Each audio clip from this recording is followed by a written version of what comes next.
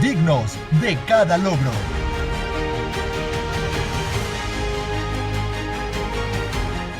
Fuertes en cada desafío.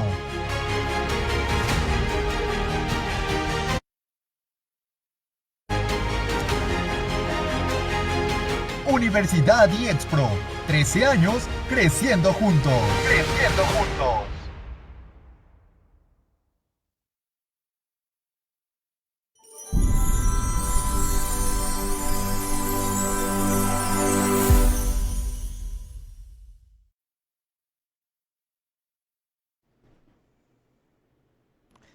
Hola, muy buenas tardes a todos y todas. Bienvenidos a un programa de Más Salud Mental.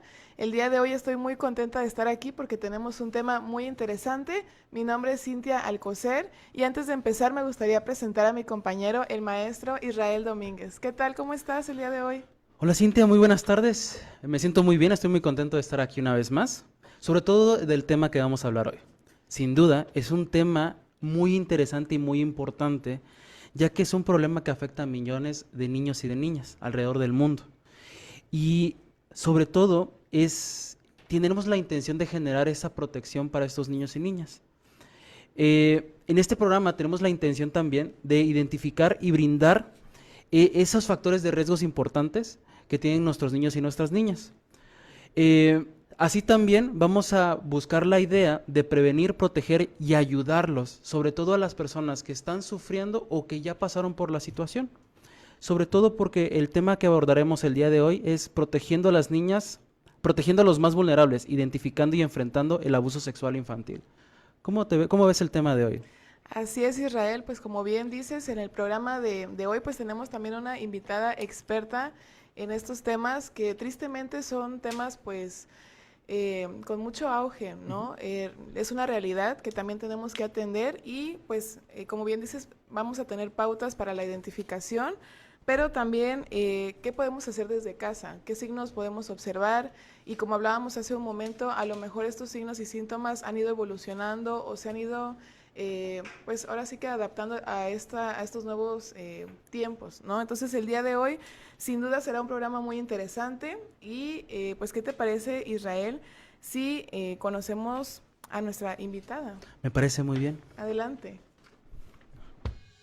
Nuestra invitada del día es la maestra Mónica Antonieta Argüello González. Ella es licenciada en psicología, maestra en psicoterapia familiar y de pareja y docente distinguida y ex-pro. Bienvenidos. Ya se encuentra con nosotros nuestra invitada. Quiero presentarles a la maestra Mónica Antonieta Argüello González. Bienvenida, maestra. ¿Cómo se encuentra el día de hoy? Bien, pues muy bien, muy contenta de estar con ustedes el día de hoy, con el público, pues sobre todo para hablar temas importantes para la educación infantil. Y sobre todo, pues mañana es el Día del Niño, ¿no? Entonces, qué mejor momento para poder hablar de cómo proteger a nuestros pequeñitos para que sean personas y adultos de bien, contentos, felices y que de alguna manera puedan desarrollar todas sus capacidades y habilidades, ¿verdad?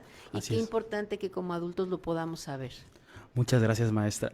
Me gustaría compartirles a nuestros, los que están compartiendo el día de hoy con nosotros, una pequeña reseña de nuestra invitada. Ella es licenciada en psicología, maestra en psicoterapia familiar y de pareja, docente distinguida de nuestra querida Universidad IEXPRO, jefa de Departamento de Orientación Educativa y Vocacional de la escuela particular, psicoterapia en consulta privada, asesora del programa Sonrisas de Vida de la Fundación Internacional Granito de Arena. Bienvenida, maestra. Gracias. Bienvenida, maestra, muy buenas tardes. Es un gusto para nosotros que nos acompañe en este programa. Y pues a mí me gustaría empezar, maestra, con un dato que me parece muy importante. Creo que a veces se nos olvida que México ocupa el primer lugar, tristemente, en casos de abuso contra menores. Y justo pues estos programas con lo que tratamos o lo que pretendemos es llegar con información, ¿verdad?, de especialistas hasta la persona que nos está visualizando, que a lo mejor si no tienes hijos o a lo mejor si no es un tema directo, pero siempre va a haber una posibilidad de ayudar, ¿no? De apoyar, de identificar desde tal vez un pequeño síntoma, un pequeño signo que podamos observar que algo no nos parezca adecuado, ya estamos haciendo la diferencia. Entonces, el día de hoy, maestra, ¿qué le parece si empezamos con las preguntas? Claro que sí, adelante. Empecemos Perfecto. a platicar. Excelente. Pues bien, empezamos con ¿cuáles son las señales de alerta que pueden indicar que un niño está siendo abusado sexualmente? Uy, hay varias, bien importantes. La primera que podemos nosotros notar de manera rápida es el hecho de que el niño cambia su manera de ser abruptamente. Hoy, por ejemplo, es un niño alegre, feliz, juguetón, que está del tingo al tango, y al otro día lo vemos callado, lo vemos sereno, lo vemos hasta la mirada un poco perdida, porque no podría decir triste, ¿no? Un poco perdida, un poco distraído, quizás sería como el primer indicio, ¿no? Algo está pasando con mi hijo que no está como comúnmente lo veo, ¿no? Otra de las situaciones que podríamos ver, por ejemplo, es que él o ella se toca mucho sus partes genitales con las manos, con algún sillón, o se esconde para cuando está sin ropita y demás, cosa que no hacía antes, y ahora pues llama la atención que no quiera que lo vean. Esto ocurre normalmente en los niños de 10, 11 años, ¿verdad? Sí. Pero en niños más pequeños es un poquito más difícil que ocurra, y cuando se empieza a dar también es para que nos pongamos en alerta. O son niños que a veces llegan muy, se acercan más de lo normal a otras personas cuando son muy pequeñitos también, ¿no? Se acercan más su cuerpo, y entonces a veces hasta es incómodo, ¿no? Otras ocasiones también, ya cuando es algo más frecuente o más grave, algunos niños pueden ser violentos, enojones, lo que no eran anteriormente, se enojan con mucha facilidad, bajan sus calificaciones, no tienen el mismo rendimiento académico, les deja de interesar hacer las tareas, estudiar, aprender, se aíslan. En otras ocasiones parece que no pasa nada, el niño se ve normal. Sin embargo, nosotros cachamos que de pronto, o quieren ver imágenes que no son las adecuadas, o de pronto los cachamos que están en el baño tocándose, ¿no? Por ahí son puntos que tenemos que investigar para ver qué está pasando con ellos. No podemos decir que todo esto sea por abuso sexual, pero son los síntomas o los puntos que nosotros hemos observado al tratar con los pequeñitos. Excelente, maestra. ¿Habría como algún síntoma o signo en especial que sea característico pues ahora sí que podría manifestarse en el abuso sexual? Muchas veces lo que les decía yo al principio, el hecho de sentir que cambia su carácter, se vuelve más tranquilo y tal vez un poco disperso. Porque muchas personas dicen que se ponen tristes, pero a veces no saben qué está pasando, y no es tristeza, sino es como ese pensamiento de ¿qué pasó? ¿Por qué me pasó esto? ¿Qué significa lo que me pasó? ¿No? Entonces eso también, y eso sí se da muy frecuentemente, aunque el niño no termine de estar triste o callado, sí cambia su carácter y se vuelve más pensativo. Muchas gracias, maestra. Una pregunta más. ¿Cuáles son las consecuencias psicológicas y emocionales que pueden experimentar los niños que sufren abuso sexual? Híjole, pues mira, una de las principales es la desconfianza que tiene con los demás. ¿Por qué? Porque de alguna forma sintieron que algo cambió, algo los está vulnerando, que no entienden, entonces empiezan a tener cierta desconfianza con los demás. Hay momentos en los que estas personitas también por la misma situación están más dispersos, y esto les afecta bajando su rendimiento académico, su memoria, su atención se ve afectada por lo mismo. Cuando es una situación de manera constante, pues con mayor razón ellos están como más ausentes, la desmotivación también, el temor a tocar el tema con las personas los hace ser más retraídos, en algunos casos porque les dijeron que no dijeran nada, los amenazaron con alguna situación que pudiera suceder, o están muy choqueados porque fue alguien que ellos querían y no entienden qué está pasando, ¿no? Entonces, afecta de cierta manera de momento. Posteriormente, su baja autoestima, ¿no? Se sienten vulnerados. Una de las características principales es que su vulnerabilidad se ve afectada por mucho tiempo de su vida, en donde sienten ese abuso en todas las áreas de su existencia, no nada más a lo sexual, sino también en lo laboral, en lo escolar, con las relaciones con los demás. Siempre sienten que el otro va a lastimarlos, ¿no? Y los va a vulnerar. Entonces, sí hay mucha vulnerabilidad, por lo tanto, pues también se desmotivan con facilidad, no tienen ese ímpetu de querer afrontar las situaciones, tienen mucho temor, mucha angustia, ¿no? Son personas que también en algunos casos, al llegar a la adolescencia, tienden a tener conductas hipersexualizadas, ¿no?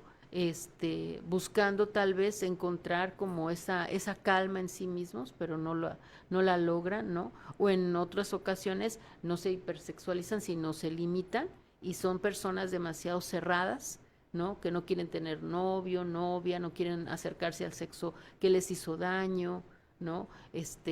Hay cierta confusión en sus roles sexuales, ¿no? Más adelante, pues el temor a que las cosas no sean como ellos piensan, porque no saben cómo expresarse, cómo hablar y pedir auxilio, ¿no? Sobre todo cuando mucho tiempo se guardaron el secreto. Otras ocasiones también esto lo encubren con adicciones, ¿no? O también hay robos, ¿no? Entonces toda esta parte también puede venir sucediendo, ¿no? Hay varios puntos de afectación cuando hay un abuso sexual en la infancia que van a repercutir de maneras diferentes en la adultez y no necesariamente tienen que ver con las relaciones sexuales, sino esto se extiende a todas las relaciones que tienen con las demás personas. ¿También puede haber problemas, trastornos alimenticios y trastornos de sueños? Uy, sí, porque parte de la ansiedad que les da y esta necesidad o sea, este miedo a no sentirse vinculados con las personas por este abuso, pues genera mucha ansiedad y esto en algunos casos causa insomnios, ¿sí? En algunos casos también hay trastornos alimenticios, pero esos son puntos que no son tan, ¿cómo se dice? Relacionados, sí. Sí se da, pero no son todos los casos. Se podría decir que son vienen como por añadidura, ¿no? Del abuso sexual, o sea, ya tal vez... Eso tendría que ver más con el enojo que tenga la persona con su cuidador, con su mamá, por ejemplo, ¿sí? Este trastorno alimenticio tendría más que ver como esa huelga que tiene el sujeto con su madre o con el cuidador primario, sí, que le brinda el afecto, que no estuvo al pendiente y que además no pudo detectar las señales del abuso nunca y que tuvo que crecer con ese temor, ¿no? Más bien la relación del trastorno alimenticio tiene que ver con esta parte secundaria. Claro, igual como mencionábamos hace un momento, es como más pues este sentimiento, ¿no? De enojo, de rencor hacia el cuidador, a quien debió haber estado ahí. Así es que de alguna forma, al ser niño, pues nosotros creemos en la omnipotencia del adulto, ¿no? Y que el adulto va a poder saber lo que me pasa y me va a cuidar y me va a guiar y de pronto pasan los días, los meses, los años y el adulto nunca se dio cuenta y yo nunca pude decirle y nunca me pudieron ayudar y entonces queda ese enojo dentro de mí. O si yo lo pude decir, el adulto no me prefirió o no me ayudó como yo lo necesitaba, me minimizó lo que yo viví y eso también pues genera este tipo de situaciones. Y ahorita que lo menciona, esta cuestión de la autoestima también es una constante al yo debía haber hecho, que lastima de forma recurrente la autoestima porque cualquier error que comete es una vez más el yo debía haber hecho, me falta esto, debí haber hablado, debí haber pedido ayuda y es esa constante es a la que lastima más la autoestima. Deviniendo de lo que acaba de comentar de cómo lastima el abuso sexual el autoestima de un individuo.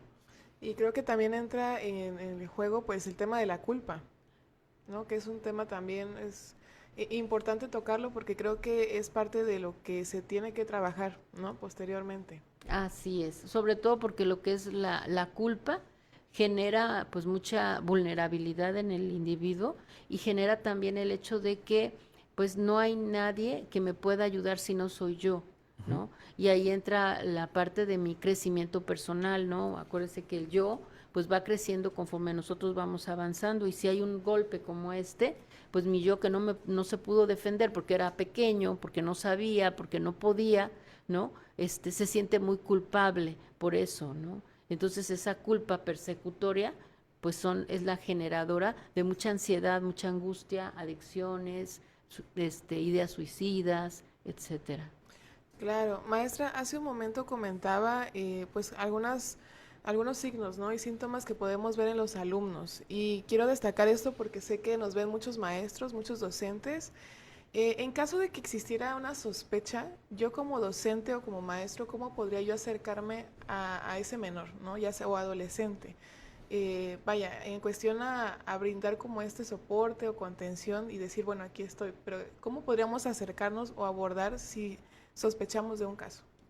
Pues primero, pues saber si realmente está la confianza latente de ese pequeño o esa pequeña con nosotros, para poder entonces darle la opción de poder contar con uno, para poder apoyarlo, ya sea para poder ayudarlo a dirigirlo hacia alguna instancia, o para escucharlo, contenerlo y también poderle dar herramientas de soporte emocional, como puede ser el hecho de ayudarle a entender que si es pequeño, pues él no tiene la culpa de lo sucedido, que él va a poder salir adelante, ¿no? Y si no, el que también puedan, junto con los padres, buscar el apoyo emocional que requiere o el apoyo legal que también tenga que ser brindado, que algunas veces este último es el más complicado, ¿no? Para eso también hay instituciones como la Fundación Internacional Granito de Arena, que sin fines de lucro apoya a este tipo de situaciones para brindar pues la solvencia de lo que se requiera, ¿no? Una denuncia o alguna tipo de pues plática para que ellos sepan por qué es importante tomar cartas en el asunto. Incluso la Fundación Granito de Arena no solo atiende a niños, sino también a los padres, ¿no? Sí, así es. La Fundación Granito de Arena atiende más a los niños, pero se dan espacios de apoyo y contención para los padres de familia, porque ante estas circunstancias, pues ellos también son muy afectados, porque pues podríamos decir que ellos no lo cuidaron, pero muchas veces sí los cuidan, pero hay circunstancias de vida que no permiten que ese cuidado sea al 100% efectivo, pero pues son situaciones que ocurren. Así es, maestra. De hecho, justo referente a lo que menciona, tengo un dato de que de cada 1000 casos, únicamente 100 se denuncian y que de esos 100, apenas el 10% llega ante un juez, y si al caso 1 es el que llega a recibir una condena, ¿no? Qué fuerte este tipo de datos, porque pues es muy triste saber que a pesar de la información que existe en este momento, pues todavía continúa, ¿no? Estas dificultades para llegar tal vez a pues a un juicio como tal. Y justamente, maestra, abordando lo que estábamos mencionando sobre esta parte de cómo abordar a algún menor, nos gustaría también que nos dijera cómo enseñarles a los niños sobre los límites personales y la autonomía corporal para prevenir el abuso sexual. Pues desde chiquitos, desde que nacen, nosotros tenemos pues el poder de poder ayudarles a decir que no, ¿no? Cómo los tocamos, cómo los bañamos, quiénes son los responsables del aseo de los niños, quiénes no pueden ser responsables del aseo de los niños. O sea, toda esta parte en donde nosotros vamos educando a nuestros pequeños de quién sí, quién no, puede estar cerca del momento del baño con ellos, ¿no? Entonces, ese cuidado es uno de los principales factores de protección que podríamos llegar a tener, por un lado. Por otro lado, también, ¿qué ven nuestros chiquitos? O qué ven las personas que están alrededor de nuestros chiquitos, para que también podamos ver de qué manera están educando a estos niños y a qué estímulos están enfrentando los pequeños. El cuidado también en casa, tener también con nuestra sexualidad, la parte de los papás que tengan esa discreción en sus relaciones íntimas, de esta discreción de sus cuerpos también, porque ahorita como hay tantas ideas, ¿no? Liberales, en donde pues el niño se baña con papá, con mamá, etcétera, que no está mal, pero que para todo hay edades, porque hay momentos en donde pues también ya tenemos que enseñar un poco ese pudor, pues para poder tener ese cuidado de las personas. Aunado a que pues hay ciertos momentos en donde también tenemos que estar pendientes de los pequeñitos, ¿no? El hecho de que los niños puedan jugar en lugares donde nosotros los veamos, donde podamos dirigir sus juegos, porque los niños son curiosos, quieren conocer, quieren ver, quieren saber, ¿no? Sus cuerpos también sienten. Entonces, toda esta parte, pues también es parte de la educación sexual en casa, ¿no? ¿Para qué? Para que también ellos se puedan prevenir y puedan decir no, y puedan también moverse. Pero pues también hay situaciones como son el hecho de que algunos padres pues tienen que trabajar horas, pues muchas horas en sus trabajos, y a veces los cuidadores no los conocen. Entonces ahí pues sí hay un riesgo el cual se está jugando a los chiquitos, y que también es decir que los niños pues, son muy inocentes, se creen muchas cosas, y es fácil que nosotros podamos también romper sus barreras. Entonces, por eso es tan importante el cuidado del adulto y saber quiénes son las personas que los van a cuidar, ¿no? Porque pues es difícil no arriesgarlos si no sabemos con quiénes están, qué educación tienen, aunque nosotros les hayamos enseñado en casa ciertos puntos de apoyo para su cuidado personal. Incluso algo que menciona que es muy importante esta educación sexual que hay que, de forma gradual a los niños hay que hacerle, que a nivel social es muy censurado la idea de enseñarle educación sexual, lo que genera de que un niño, entre comillas, con un poquito más de mala información, educa a los otros. Entonces, desde el uso de pornografía, por ejemplo, como método educacional, de experiencias a medias o mal establecidas o mal limitadas de otros niños que invitan, así como dice esta cuestión de la curiosidad, que lo único que hacen es vulnerar al niño o ponerle en una situación más vulnerable. Y es muy importante por eso que la educación sexual también se tenga ese aprendizaje por parte de los padres, para que la educación sexual también sea con estas etapas y sea lo más educacional posible, por así decirlo, ¿no? Y también de acuerdo a lo que se necesita, porque es cuando hablamos de educación sexual, de pronto la gente se queda con las relaciones sexuales, coitales para tener un bebé. Y la educación sexual es cuida tu cuerpo, ¿no? Respétalo, límpialo, ten presente que es tuyo, tienes tu espacio.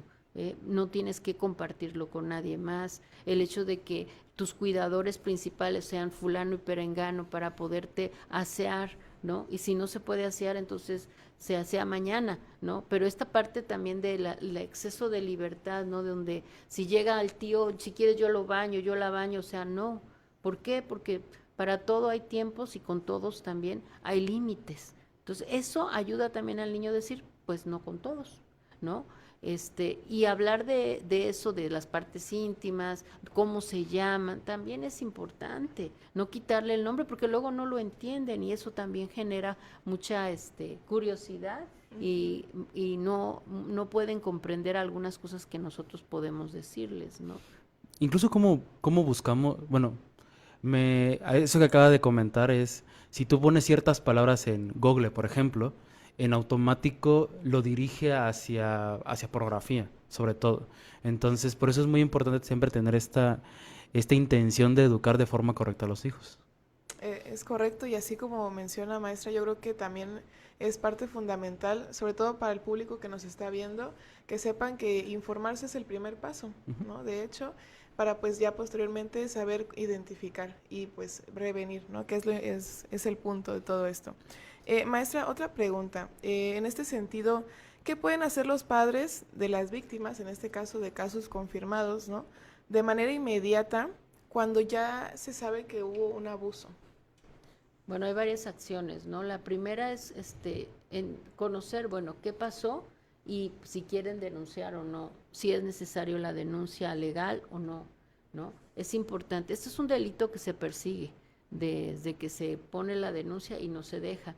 Entonces también, pues lo importante es poder denunciar, ¿no? Ya sea de manera legal o de manera familiar, pero es importante hablar del hecho, ¿no? Si fue el tío, poderlo decir, ¿sabes qué? Es que fulanito hizo esto con mi hija, ¿qué vamos a hacer? ¿No? Porque no está bien.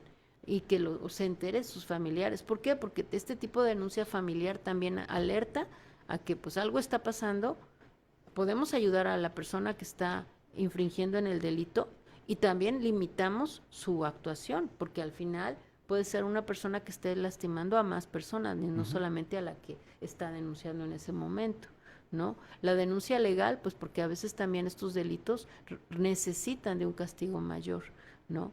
La atención psicológica para las personas que atienden al niño y al niño. A veces la terapia psicológica en un niño pequeño es breve, porque pues realmente el niño todavía no tiene la conciencia para poder elaborar el hecho. Sin embargo, lo único que podemos hacer es como ayudarlo a entenderlo y poder seguir avanzando. La terapia psicológica, por lo general, lo que nosotros hemos ido encontrando es una terapia que es, ¿cómo se dice?, intermitente, ¿no? Se da en los momentos en los que ocurre el abuso, pero se puede volver a generar el espacio terapéutico en la adolescencia, se puede dar pues un poquito mayor, cuando la persona lo busque, porque hay situaciones que generan esta ansiedad y recuerdo de ese abuso ante circunstancias importantes de la vida de cualquier individuo, la elección de pareja, el crecimiento, el tener hijos, etcétera, ¿no? Entonces todo esto se tiene que trabajar, porque es como que ver el abuso desde diferentes ópticas, ¿no? No se ve desde una sola óptica. A veces no solo la persona llega a trabajar que se siente mal, pero no se había dado cuenta que está vulnerable ante las ofertas de trabajo y nunca se mantiene en un trabajo porque nunca se siente completamente bueno para ese puesto, ¿no? Porque está vulnerado, ¿no? Entonces ya viene por otro motivo de consulta, pero tiene que ver con el abuso. O por ejemplo, un trastorno alimenticio. ¿Por qué? Porque trae problemas con la madre, pero tiene que ver con el abuso, ¿no? Entonces toda esta parte nos ha hecho entender que la terapia de abuso sexual es intermitente, no es una terapia consecuencia de muchos años, sino es una terapia de muchos años, pero que lleva ciertos momentos y procesos para poderse elaborar. Eso es lo que yo sugeriría, ¿no? No dejar de atender psicológicamente, porque si no lo atendemos, esto también se agrava. Y si no denunciamos, luego suceden otras situaciones que también se van agravando. Entonces, esas son las dos cuestiones que yo diría que sería lo más importante. Muchas gracias, maestra. Una situación. Usted mencionó que ayudar a la persona que estaba cometiendo el abuso. ¿De qué manera se le puede ayudar? Mira, cuando son menores de edad, pues ver por qué están cometiendo ese abuso. ¿Fueron abusados? ¿Qué están viendo? ¿Cómo se está estructurando su personalidad? Entonces ya podemos ayudar a esa persona a mejorar su calidad de vida y dejar de estar infringiendo delitos, ¿no?, con los demás. Si es mayor de edad o es una persona adulta, pues además de que se tiene que castigar estas conductas abusivas, pues el hecho de poder apoyarlos, pues para poder también entender debido a qué esta persona tiene este tipo de conductas, ¿no? Por una patología, por abuso, ¿no? Finalmente también esta persona pues no va a estar todo el tiempo en un reclusorio, y también se va a adaptar nuevamente a la sociedad, entonces pues también requiere el apoyo, ¿no? Muchas gracias, maestra. Claro, muchísimas gracias, maestra. Y bueno, es importante tomar en cuenta todo lo que menciona, sobre todo cuando ya existen estos casos, ¿no? La terapia psicológica es importantísimo. Y como usted dice, este tratamiento pues entiendo que es progresivo, ¿no?, que es intermitente también. Y a mí me gustaría preguntarle, maestra, sobre todo por algunos casos que hemos atendido en el centro, en donde los pacientes pues ya a edades adultas, como usted dice, repercuten en otras áreas, ¿no? Y al final cuando vamos deshilando la historia, pues vemos que a lo mejor la causa pues fue un abuso sexual. ¿Cómo podríamos, porque incluso me ha pasado que hay pacientes que no lo recuerdan exactamente, ¿no? Entonces, a lo mejor si hay terapeutas viendo pues el programa, ¿cómo podríamos intervenir nosotros en ese sentido, ¿no? Cuando tal vez hay todavía muchas resistencias o cuando el abuso sexual fue un trauma pues muy grande o tan grande que no logra tener estos detalles, ¿no? O, vaya, ¿cómo podríamos nosotros abordarlo? Fíjate, qué interesante pregunta. Aquí hay puntos importantes. A veces la persona que sufre abuso sexual requiere también de medicamento psiquiátrico por su exceso de ansiedad que tiene, depresión, ¿no?, angustia que está generando, y que muchas veces no la no la expresa de manera manifiesta porque la ha vivido durante toda su vida y la ha podido ocultar. Entonces, al estar medicándolo, quizás también se abre la posibilidad de que ella pueda o él pueda relajarse y pueda entonces recordar con más tranquilidad los sucesos y poder, al recordar, como reestructurar las nuevas historias que se pueda él también tomar para poder avanzar en su vida.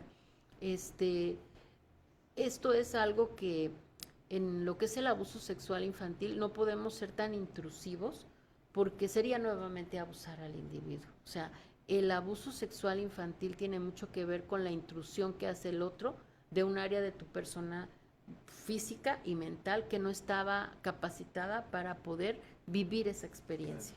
Por lo tanto, si tú como terapeuta incides en ese hecho, pues también estás vulnerando al sujeto y también estás abusando de él. Entonces tiene que ser, la terapia es una terapia pues que tiene que ir con un tiempo, ¿sí? Apoyos como pueden ser el psiquiátrico para poder ayudar a la persona a que sus defensas no estén tan rígidas, pero porque detrás de ella tal vez ya hay una situación de depresión muy aguda, ¿no? Que ya no se ve, pero que está en esa persona, se ve una persona tal vez desmotivada, aunque se mueve, hace las cosas, de pronto no tiene la calidad que debería, no tiene la prestancia que debería, no tiene la calidez que debería, pero todo tiene que ver con ciertas acciones dentro de él. Entonces, ¿qué les digo? Tener como paciencia, trabajar con el sujeto, lo que el sujeto te puede abordar, ¿no?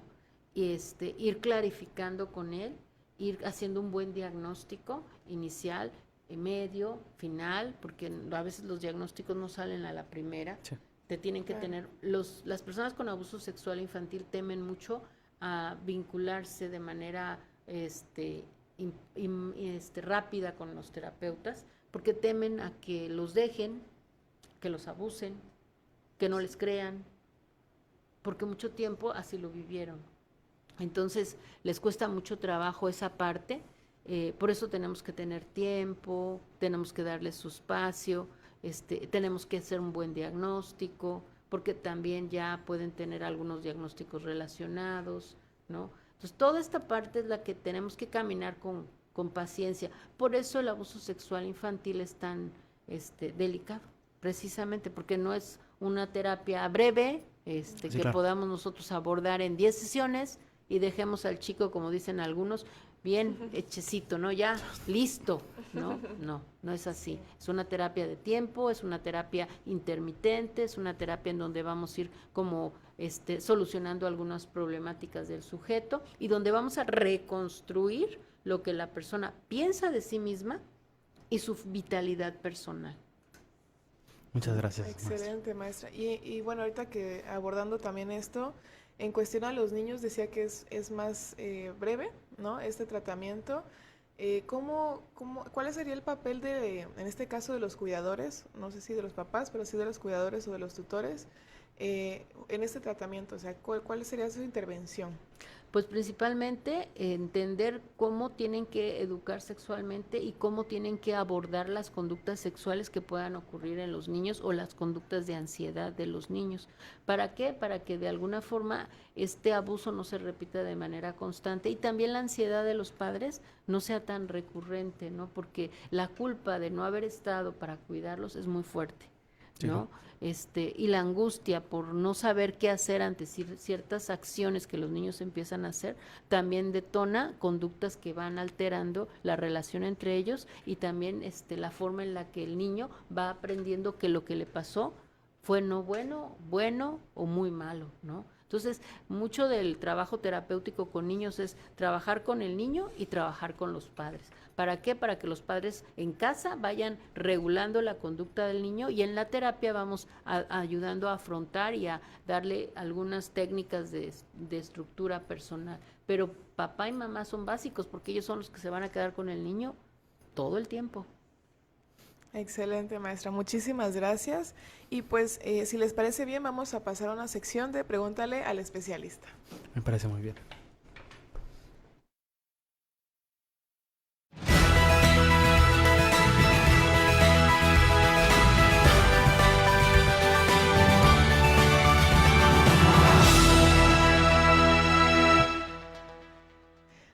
pues ya estamos en la sección de Pregúntale al especialista y en esta ocasión, bueno, nosotros nos damos a la tarea cada 15 días de mandar este formulario para todas las personas que quieran hacer sus preguntas previas a cada programa. Y maestra, pues el día de hoy tenemos varias preguntas. La verdad es que fue un tema donde surgieron bastantes dudas y me gustaría empezar con una que dice, en la adultez, ¿qué estrategias podríamos utilizar para disminuir recuerdos del evento? Pues principalmente aquí no es tanto como disminuir los recuerdos, sino realmente abordar por qué tendemos a recordar esto de manera frecuente. ¿Qué está pasando conmigo si estoy en terapia? Y si no estoy en terapia, pues creo que es como el punto importante de decir, necesito ayuda. ¿Por qué? Porque necesito disipar este recuerdo que de manera constante se me viene a la mente ante qué circunstancias, qué es lo que está encubriendo, qué es lo que está posponiendo o qué es lo que me está detonando que lo necesito y por lo tanto lo recuerdo. Entonces, cuando yo estoy recordando mucho y no he llevado apoyo terapéutico, es el indicador primordial de decir, necesito irme a apoyar para poder sanar esto que me duele tanto y que no puedo con él porque constantemente es como un tema de mi vida, ¿no?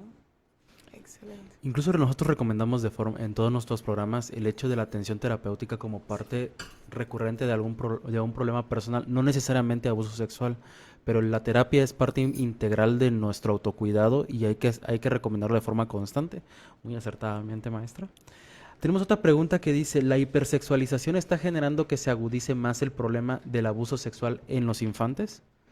Híjole, pues mira, según mis investigaciones, a partir de la experiencia que tengo en consulta privada y con los casos que superviso, de hace 10 años para acá, en donde el Internet tiene tanta apertura y tantos programas y tantas áreas ocultas, sí se ha generado un aumento en el abuso sexual infantil, ¿no? Desde que también la edad del abusador ha disminuido, de ser abusadores de 18, 19 años, a ser abusadores de 10, de 11, de 12, que pues se puede hablar de un juego sexual, pero cuando hay como ciertas evidencias de una situación más adulta, ¿no? De pensamientos, visiones o situaciones más adultas, pues se puede hablar de un abuso. Pues sí, ha sido importante ver cómo ha incrementado esta situación, ¿no? Sí tenemos que checar qué está pasando con las familias, dónde no estamos cuidando, qué estamos dejando, porque pues la tecnología y sus programas pues tienen mucho rating, entonces eso no va a quitarse, no se va a cancelar, ¿no? Los que tenemos que hacer algo somos los padres de familia con nuestros niños, porque a ellos son a los que más se les está afectando. Incluso creo que yo recuerdo cuando yo era niño, una vez personal, cómo había una hora donde ya empezaba programas para adultos y incluso la televisión lo marcaba. Y hoy curiosamente lo he visto con mis sobrinos, adictos a los aparatos electrónicos y cómo se duermen más tarde viendo televisión. Y generalmente es, como lo habíamos hablado en programas anteriores, ya no es el padre que educa, sino son las redes sociales, son la televisión, son los programas, YouTube, por ejemplo. Y tenemos a un padre que no sabe usar el dispositivo electrónico y el niño lo sabe usar más que él. Por eso también esta parte de la educación para nuestros oyentes que tengan hijos, que es que aprendan a usar los aparatos. Antes de dárselo a tu hijo, tienes que ser más inteligente tú que dárselo a tu hijo sin ninguna restricción, sin control parental, sin horarios y sin estas limitantes que son saludables para ellos. Sobre todo porque, fíjate, cuando nosotros utilizamos el mismo aparato electrónico que nuestros hijos y no tenemos todo este conocimiento, ellos buscan palabras y van a encontrar lo que nosotros estuvimos buscando, ¿no? Ojalá pues no tengamos el gusto de buscar pornografía ni nada de eso, entonces ya la hicimos, ¿no? Va a ser pura tecnología y Animal Planet el que va a estar ahí, pero si no es así, entonces pues nos vamos a llevar muchas sorpresas, además de que los niños pues ya tienen en su argot de plática, algunos que son más avanzados, que tienen hermanos, primos más grandes, pues vienen con ideas que van comentando y los demás van buscando, y por ahí se está desorganizando mucho esta parte de la educación sexual de una manera que no es la adecuada. Entonces, ¿cuál es Mi sugerencia es que cuidemos cómo manejamos la tecnología. Para mí, que los niños de kinder, primaria, secundaria no deberían de utilizarla de manera deliberada, de manera cuidadosa y con horarios, y los niños de preparatoria con supervisión, para que puedan tener una mejor calidad de vida personal, porque es muy triste de pronto ver chicos de preparatoria que están adictos a la pornografía, que se sienten muy mal, que sacan muy malas calificaciones, que no tienen un proyecto de vida porque están metidos y embebidos con estas ideas que, pues sí, les matan muchas ilusiones, ¿no? Entonces, de verdad que hay que cuidarlos en ese sentido, y sí, la hipersexualización se está generando en estas épocas de tanta tecnología.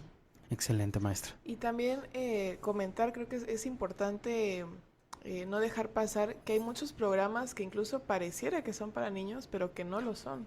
La verdad, se ha visto, bueno, yo lo he visto mucho en YouTube, ¿no? Creo que es una red social donde más abunda este tipo de contenido, aunque también en esto de los videos cortos, pero sí, como tener esa precaución, ¿no? ¿Qué es lo que están viendo? ¿Cuál es el verdadero contenido?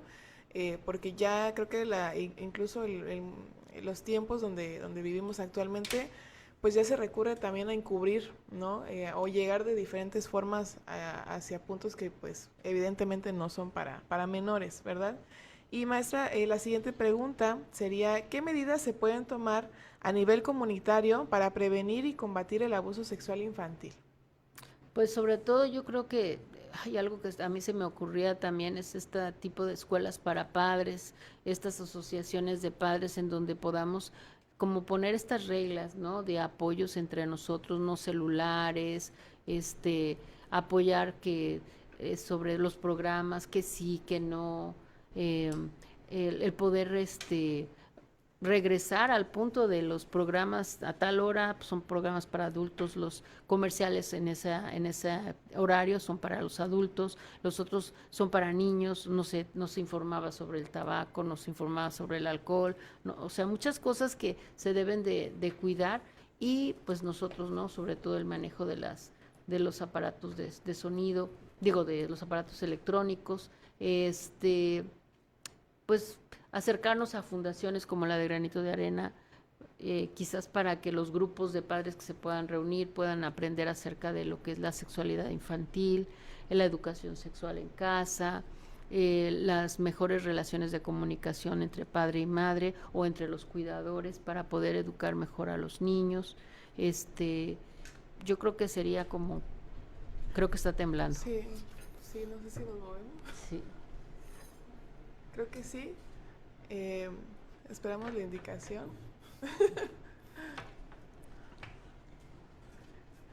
¿Continuamos? Sí, continuamos. Continuamos. Me quedé. Es normal. Sí. Es normal tener el susto. Ok, bueno, maestra, pues continuando con esto que usted nos menciona, estas medidas a nivel comunitario, creo que sí es importante tener estas asociaciones de padres, pero sobre todo implantar también ahora sí que la voluntad de los padres, ¿no? Creo que también es vital que haya un interés genuino ante este tipo de información, porque yo creo que también lo que pasa mucho es que a mi hijo no le va a pasar, ¿no? O es que mi hijo me va a decir la verdad, o es que mi hijo me va a decir todo, cuando muchas veces pues no pasa así, ¿no? O ya está pasando y siguen teniendo estas creencias. Entonces es más fácil decir, pues como no le va a pasar a mi hijo, entonces no tengo que cultivar la comunicación, no tengo que cultivar la confianza, pero posiblemente a muchos de ellos ya les está pasando. Y es muy importante siempre cultivar esta comunicación saludable con los niños, para que en el dado caso de que suceda, lo primero que haga el niño es, tengo que ir con mi papá, o sea, tengo que ir con mamá, tengo que comunicarlo, o tengo que protegerme incluso. Sí, y en ese sentido, pues la cercanía de los padres con los hijos a través del diálogo, la comunicación, el platicar más allá de cómo te fue en tu escuela, sino poder hablar de muchos temas, debatir, y al término del debate poder darse un beso, abrazarse, seguir adelante. Eso permite la apertura en la comunicación, ¿no? No que ahora pues muchos padres se la pasan en el teléfono porque tienen mucho trabajo, los hijos en el iPad porque pues nadie los pela, y entonces de pronto pues cuando sucede cosas como esas, o están buscando también que alguien los pele, y por eso también se exponen, y pues ahí es donde, pues sí, un poco como entender que todos somos susceptibles de que nos pase una situación como esa y que pues al estar inmersos en un planeta Tierra y todos juntos, pues podríamos ser tan humildes como para buscar la ayuda y también poder aprender, ¿no? Y apoyar a los demás, porque pues al hacer espacios de comunidad, pues es para podernos apoyar, los que ya lo han vivido, los que no lo han vivido y los que creen que no lo van a vivir, pues que pues la realidad es que cualquier cosa podemos pasar hasta lo que menos imaginamos, ¿no? Entonces, creo que por ahí es donde pues tendríamos que empezar a trabajar un poquito más. Muchas gracias, maestra. Gracias, maestra. Tengo otra pregunta que me gustaría abordar un poquito más. La pregunta es, ¿cómo enseñar a los niños a nombrar sus partes sin sexualizarlos? Pues simplemente desde chiquitos. Es que si desde chiquitos tú le dices, lávate tu vulva, lávate tu pene, lávate tus pompis, ¿no? O tus nalgas, pues el niño así le llama. Como le decimos, límpiate la nariz, lávate las manos, ¿no? De la misma forma, pues el niño va a aprender a hablarle a sus partes como es, y no daría tanta risa como en los cursos que uno da a veces Sí, en claro. las escuelas, ¿no? Sí. Que empieza uno a hablar acerca de las partes íntimas, ¿no? Da Porque pena. pues te da pena, pero también porque no estás acostumbrado, ¿no? Sí. Y decir las partes el nombre adecuado es casi ubicarlas donde están, y cuando dices otro nombre, pues también puede ser que no lo quieras ubicar y ya con eso. Entonces, más que nada es tener la conciencia de que somos seres humanos, tenemos un cuerpo hermoso que la vida nos regala para disfrutarlo, para cuidarlo, para crecerlo, por lo cual pues no tendríamos por qué tener pena de hablar de nuestro cuerpo, de nuestras partes, y poder ayudar a los niños a saber quiénes son las personas que realmente pueden tocarlos y cuidarlos, y darles la educación sexual de que en su momento, cuando sean grandes y haya la pregunta de, pues es que me quiere besar y esto, podamos decirle, pues mira, esto puede suceder a cierta edad, y no desde pequeñitos que nosotros empezamos a informarlos y que también quedan con muchas dudas porque no las entienden, ¿no? Entonces todo si llega en su momento y conforme van creciendo, creo que por ahí sería la mejor educación sexual, y tal vez los padres son los que tendrían que empezar primero a recibirla. Incluso, ¿por qué menciono esta pregunta y se me hace muy importante? Porque recuerdo un caso en donde los papás llamaban a las partes íntimas de su hija como tu galletita. Se escucha, ¿por qué es importante este contexto? Porque esta niña estaba constantemente sufriendo tocamientos por parte de uno de sus compañeros. Y entonces la niña se acerca con el profesor y le dice, es que Perenganito me está tocando mi galletita. Entonces el maestro no lo entendió y lo que le dijo fue, recuerdo que era así como que es algo normal, o sea, no pasa nada. Entonces la niña constantemente se sentía vulnerable, o sea, se sentía mal, ya no quería llegar a la escuela después, pero por eso es la gran importancia de llamar las cosas por su nombre. Porque cuando ya decimos otros adjetivos a la otra persona, posiblemente no los entienda porque no está en el contexto en donde generalmente se explican las cosas. Y es muy importante, como bien lo dicen, llamar las cosas por su nombre para que no genere esta risa o este nerviosismo que es normal llamarlos como son.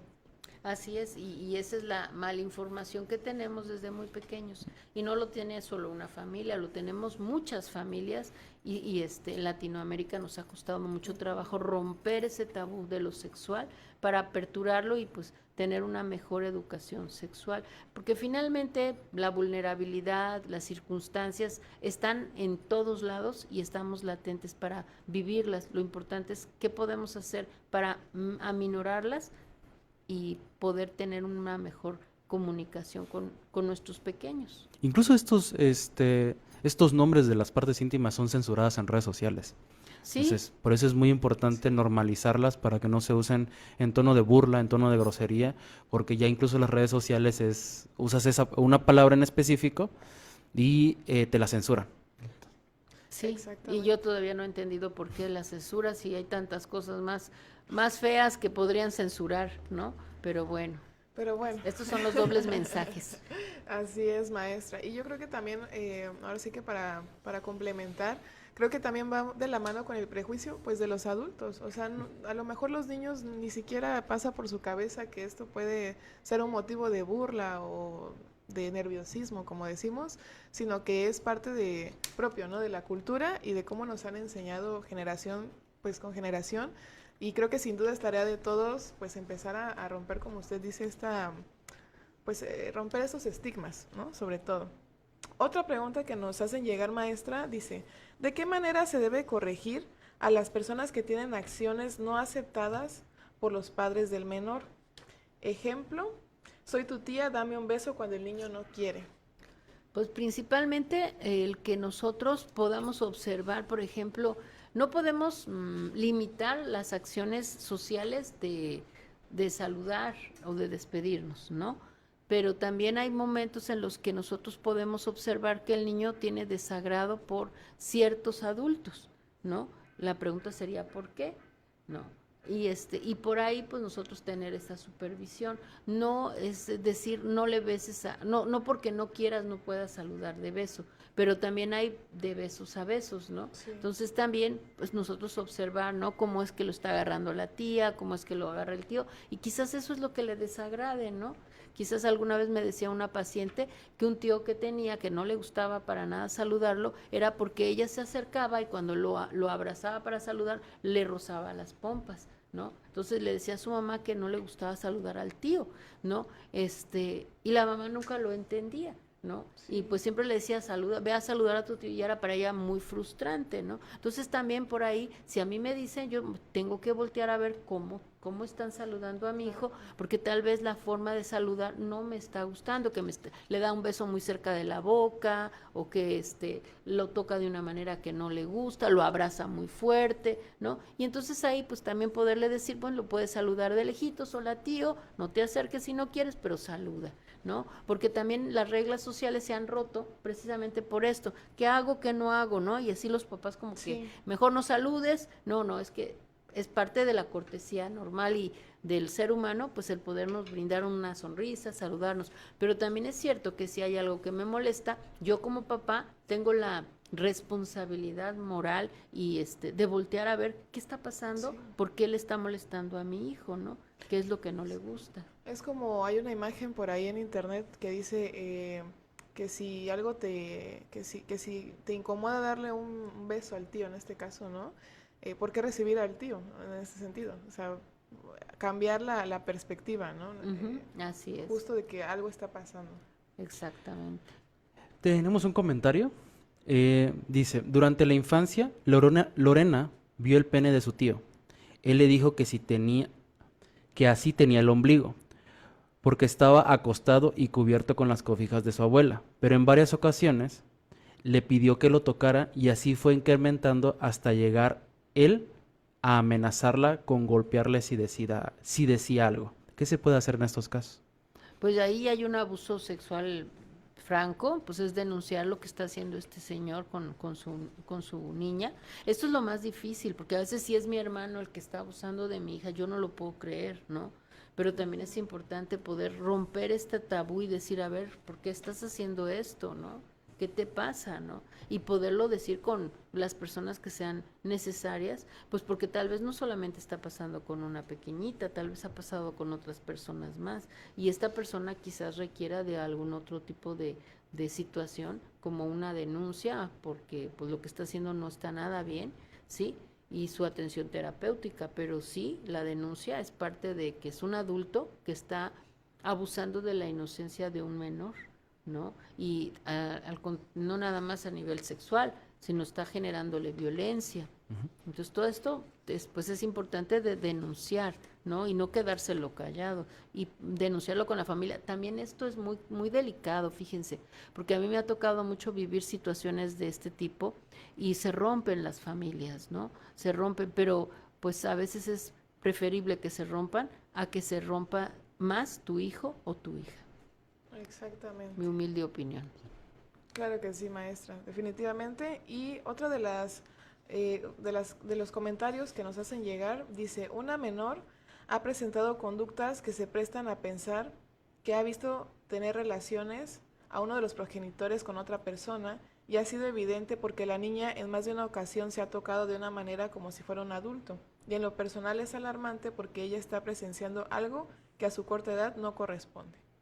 ¿Qué se Así podría es. hacer en ese caso? Pues aquí, principalmente si lo está viendo una persona extraña, pues poder decir, bueno, ¿qué está viendo tu hija? Y muchas veces también aquí se denuncia a los padres, ¿no? Que no tienen el cuidado de cómo están educando a sus hijos y están viviendo sus vidas dentro de la casa. Porque también ahí es donde estamos fallando como progenitores. O sea, si nosotros estamos trayendo al mundo a criaturas que no tienen la capacidad de ver las cosas malas y que están creyendo en nosotros y nosotros no estamos orientándolas, ¿qué estamos haciendo, no? Entonces, a veces sí se tiene que denunciar este tipo de padres que están violentando los derechos del niño, generando situaciones que van a traerle a estas personitas traumas y que lo están poniendo en riesgo, porque finalmente este tipo de situaciones puede que al rato pues también le hagan daño a los niños o a las niñas, ¿no? En este sentido, ¿no? Entonces sí, pues la denuncia es importante y fíjense, no tenemos cultura de denuncia, por eso Sí. es que de 1000 casos, solo 100 se denuncian y de los 100, muchos de esos se quitan, o ya no van o no siguen, ¿no? Y termina siendo uno el que termina, pues, ahora sí que resuelto, pero todos los demás con alguna situación y secuela, ¿no? Entonces, eso es lo que tenemos que hacer, porque si empezamos a denunciar, si empezamos a hablar, si empezamos a abrir, también esto va a tener que ir cambiando. Muchas gracias, maestra. Muchas gracias. Hay una pregunta que dice, ¿el robo de etapas en los niños también propicia que abusivos y o maltratadores de niños o depredadores sexuales estén de manera más continua lacerando este sector vulnerable? Quiero suponer que dice que se refiere a que cuando no pasan de forma correcta estas etapas de desarrollo de los niños. Sí, de hecho, el abuso sexual es eso, un robo de una etapa de vida, porque los niños empiezan a tener imágenes y deseos que no son los adecuados y no son capaces de manejar. Por lo tanto, esto genera mayores problemas en el niño, en la niña, a futuro, ¿no? Y esto en el adolescente es un trauma muy grande que le va a generar también situaciones de vida que la pueden poner o lo pueden poner en riesgo, o también vulnerarlo en sus decisiones a futuro, ¿no? A mí me ha tocado acompañar a muchos casos de personas que no pueden encontrar su pareja de vida porque han tenido una vida sexual muy desordenada, tienen mucha angustia, no pueden ser fieles, tienen dificultad en su elección sexual, tienen muchos temores ante la elección de su pareja, no tienen trabajo porque sienten que no son lo suficientemente adecuados, aunque ya tengan maestría, aunque ya tengan doctorado, ¿no? Entonces, sí realmente es un atentado contra la niñez, el abuso sexual infantil. Por eso, pues tenemos que tener cuidado, y si lo atendemos rápido y si es únicamente un abuso y no es una violación, podemos todavía tener muy buenos resultados en el crecimiento de estos pequeñitos, pero tenemos que actuar. Eso es lo que tenemos que actuar. Así es, maestra. Muchísimas gracias. Y en este momento me gustaría pasar a las preguntas del público. Tenemos algunos comentarios. Muchas gracias.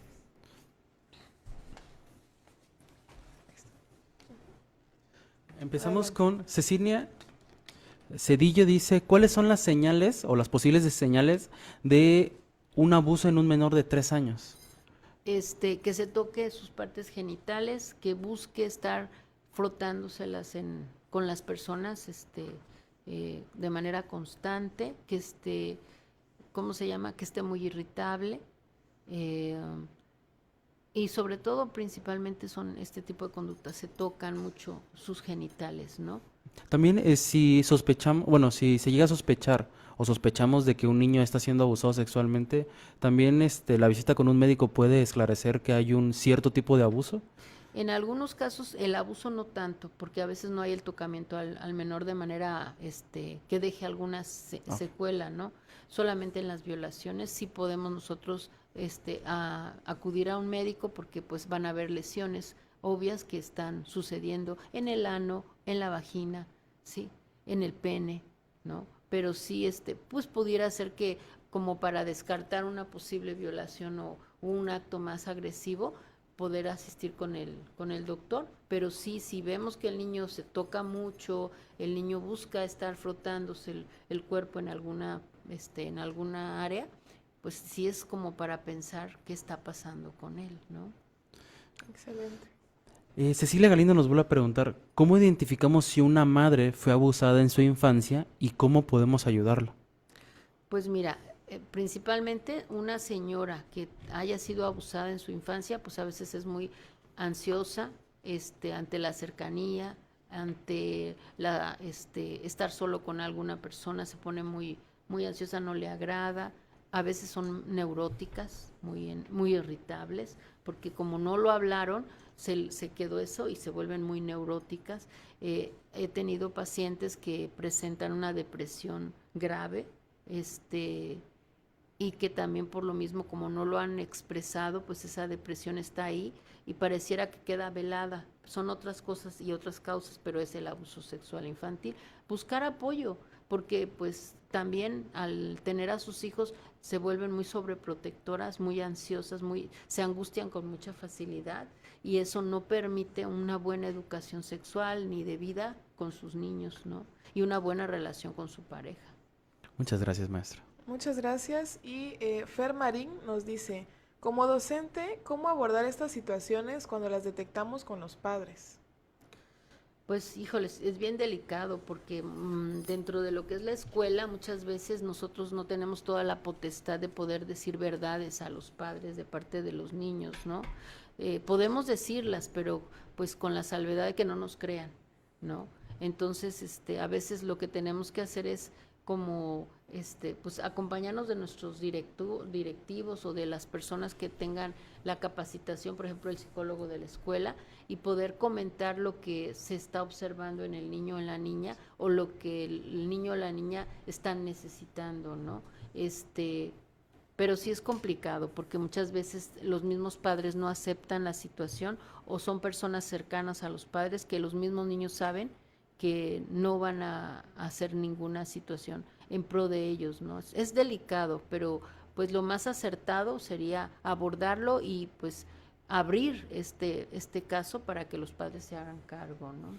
Incluso como lo vimos en los programas pasados, también reconocer que no tenemos las habilidades para abordar el tema. ¿Por qué razón? Porque podemos tener muchas ganas de ayudar, pero si no tenemos las habilidades, por lo general terminamos haciendo más daño del que queremos evitar. Entonces, si tú estás en una situación, o sea, alguien nos está viendo y vemos estos rasgos, estas situaciones, tenemos que aceptar si tienes las herramientas, o si no, buscar a los especialistas que pueden ayudar a trabajar el caso. Sí, no resolverlo solo. Yo no sugiero a los maestros que el maestro de formación cívica y ética, que le cae muy bien a los alumnos, y los alumnos le tienen muchísima confianza, y entonces que pues él va a hablar con los padres de familia sobre la situación. Acompáñense del directivo, acompáñense del orientador y hagan esa derivación, porque no va a ser atención, va a ser derivación, para que ya los padres tomen cartas en el asunto y apoyen. Y hablar con el pequeño, con la pequeña, no para decirle que lo que van a hacer es por apoyar a esta situación, y que si no es posible apoyar, que pues ellos intentaron ayudarla y coadyuvar en que esto ya no estuviera sucediendo, ¿no? Porque sí es complicado. Yo me acuerdo en algún tiempo, hace muchos años, en alguna universidad me tocó que me platicara un caso similar, y le tuve que decir, pues, cámbiale la chapa a tu recámara, porque no hay más. Tú me dices que tu mamá no puede venir, me dices que tu papá no está, me dices que es la única persona con la que puedes vivir, y yo, ¿qué te puedo decir? Nomás cambia la chapa de tu cuarto, ponle otra llave para que estés más seguro en la noche. Incluso creo que tiene relación a la siguiente. Sí, de hecho, la siguiente pregunta tiene que ver con esto. María García nos dice, una joven adolescente actualmente fue abusada a los 4 años por su hermano de crianza, el cual actualmente no vive con ella. Al fallecer ambos padres, no vive con ella al fallecer ambos padres, pero él quiere que continúe la relación de familia, la cual no conoce la verdad del por qué el adolescente se rehúsa a estar con él. ¿Qué es lo sano?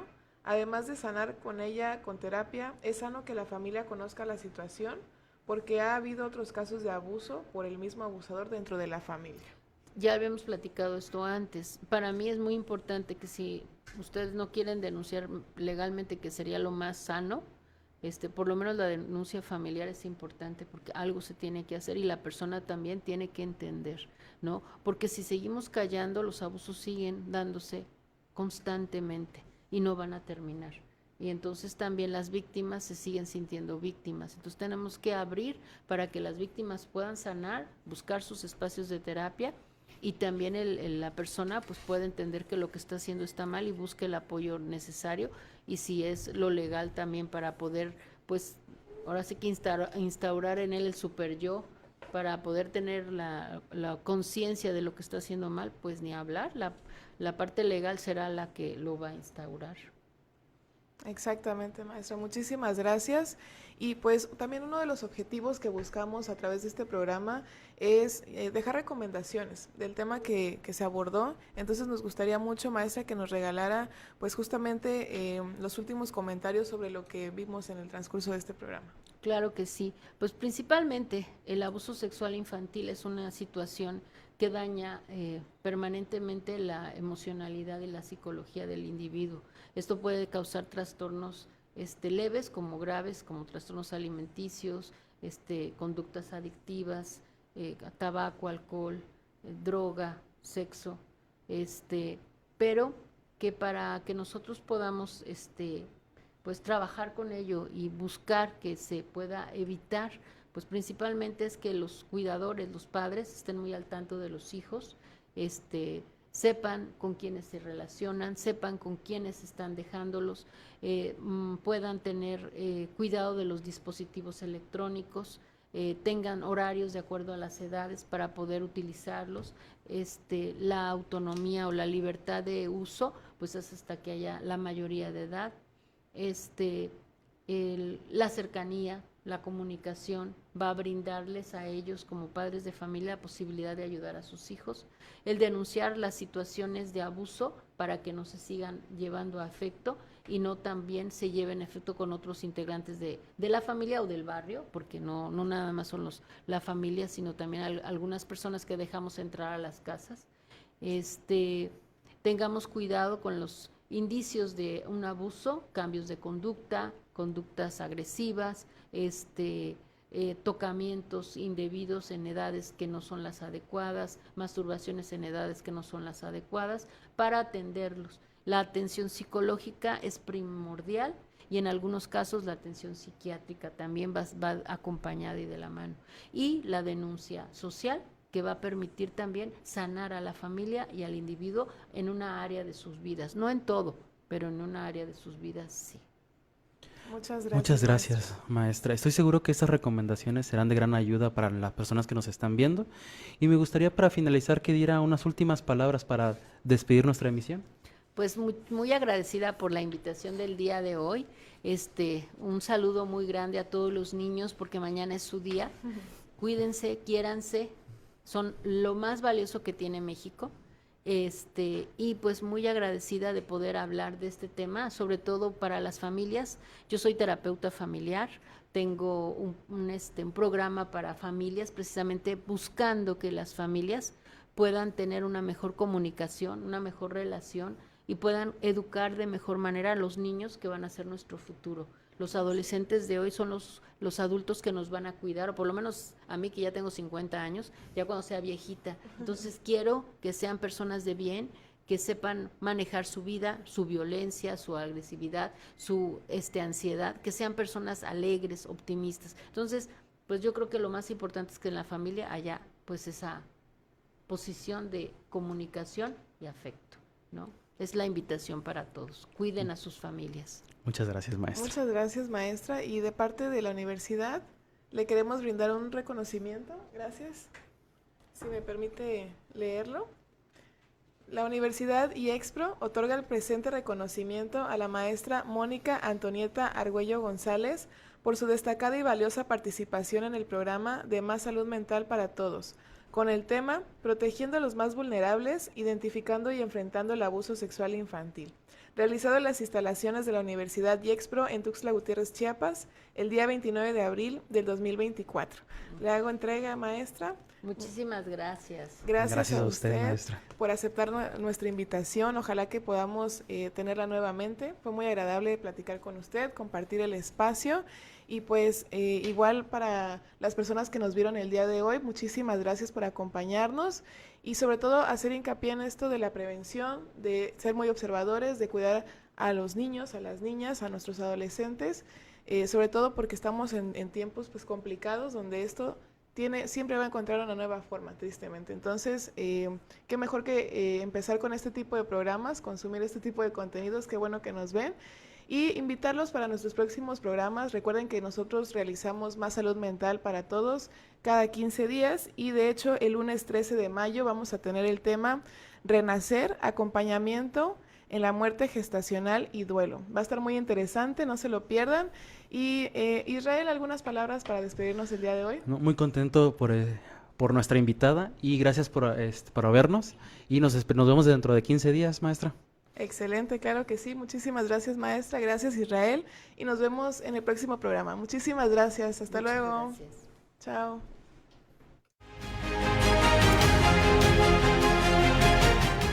Dignos de cada logro.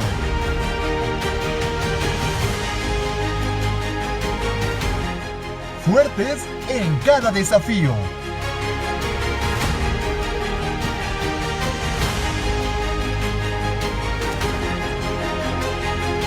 Universidad IEXPRO. 13 años creciendo juntos. Creciendo juntos.